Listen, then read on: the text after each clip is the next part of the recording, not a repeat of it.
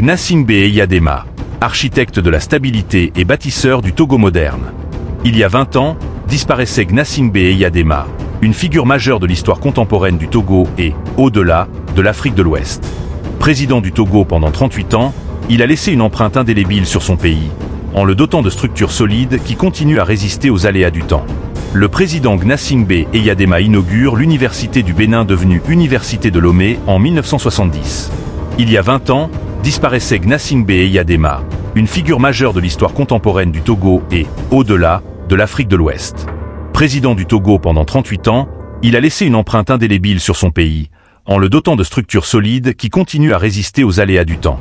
Né le 26 décembre 1935 à Pia, dans le nord du Togo, Eyadema a grandi dans une région rurale et modeste. Son ascension fulgurante, du soldat au plus haut sommet de l'État, est le récit d'un homme porté par une ambition farouche et une vision affirmée pour son pays. En 1967, à la faveur d'un coup d'État sans effusion de sang, il prend le pouvoir et amorce une gouvernance qui allait durer jusqu'à son décès en 2005. Sous son règne, Eyadema a fait du Togo un État stable dans une région souvent tourmentée par des coups d'État, des guerres civiles et des rivalités ethniques. Si son régime a souvent été critiqué pour son autoritarisme, il serait injuste de ne pas reconnaître sa contribution à la construction d'un État moderne.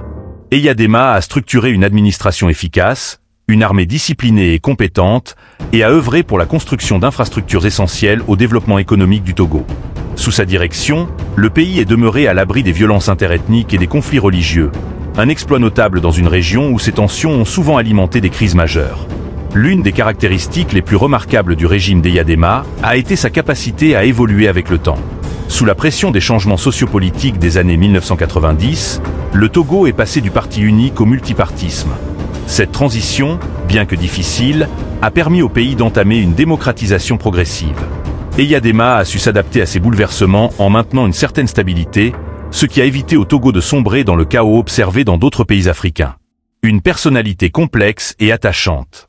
Les opinions sur Eyadema sont souvent divergentes. Ceux qui l'ont soutenu louent son charisme, son sens de la vision et sa capacité à maintenir le Togo en dehors des tumultes qui ont secoué ses voisins. Ses détracteurs, quant à eux, dénoncent son autoritarisme et son emprise sur le pouvoir. Pourtant, même parmi ses adversaires, beaucoup reconnaissent en lui une figure marquante et un homme d'État qui a profondément influencé l'histoire de son pays. Nul ne peut nier que le Togo moderne doit beaucoup à Gnassingbé Eyadema. Son régime, malgré ses imperfections, a posé les bases solides d'un État fonctionnel et a tracé la voie pour les générations futures. Il a su équilibrer les exigences de sécurité et de développement avec les aspirations de liberté, même si ce compromis n'a pas toujours satisfait tout le monde. Comme pour toute figure historique, il est essentiel d'évaluer son bilan avec le regard de son époque.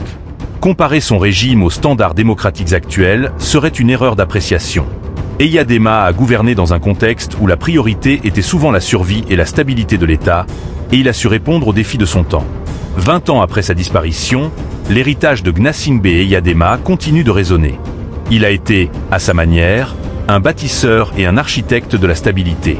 Aujourd'hui, le Togo reste un exemple de résilience en Afrique de l'Ouest, un témoignage du travail d'un homme qui, bien que controversé, a profondément marqué son pays et son époque.